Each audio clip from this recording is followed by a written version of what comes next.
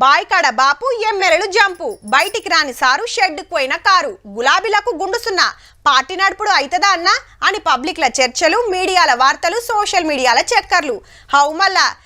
14 MP సీట్లు పక్కా గెలుస్తామని చెప్తే ఒక్కటి కూడా రాలే ఆకాంక్షి అధ్యక్షుల వారు ఆగుబడితే ఒట్టు ఇంకో దిక్కు ఎమ్మెల్యేలు కారు దిగబట్టిరి అసలు పార్టీ ఉండదని ఏరే పార్టీలు అనబట్టే గిసొంటి అల్లా గీ మీటింగ్ అయింది ఇయాల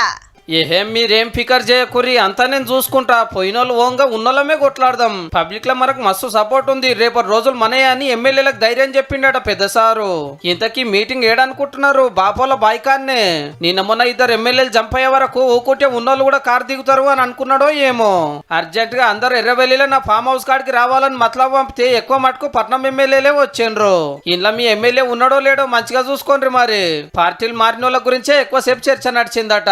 మీరేం జంపు కాకుర్రి అప్పట్లో వైఎస్ కూడా గిట్లనే చేసిండు అనుకొచ్చిండట అధ్యక్షుల వారు తెలంగాణ వచ్చినాక 10 ఏళ్లలో అన్ని పార్టీలకెళ్ళి రప్ప ఎమ్మెల్యేలను ఎంపీలను గుంజింది మర్చిపోయిండేమో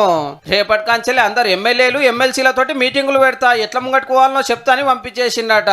ఫామ్ హౌస్ కాడ ఇట్లా నడిస్తే పట్నంలో గీ పోరాటము మా పార్టీలో గెలిచి కాంగ్రెస్ లకు పోయిన పోచారం శ్రీనివాసరెడ్డి సంజయ్ కుమార్ సార్ల మీద యాక్షన్ తీసుకోవాలని స్పీకర్ సార్ను కోరుతున్నారు. తన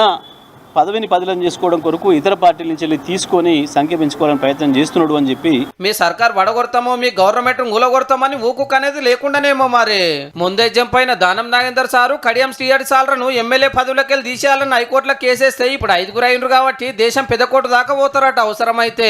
ఈ ముచ్చటిట్లుంటే కరెంట్ ఎంక్వైరీ మీద వేసిన జస్టిస్ నరసింహారెడ్డి కమిషన్ రద్దు చేయాలని కేసీఆర్ సార్ హైకోర్టుకు పోయిండు కమిషన్ అడిగిన క్వశ్చన్లకు ఇంకో 5 రోజులలో ఆన్సర్లు చెప్పాల్సి ఉంటే గిట్లెందుకు చేసిండో.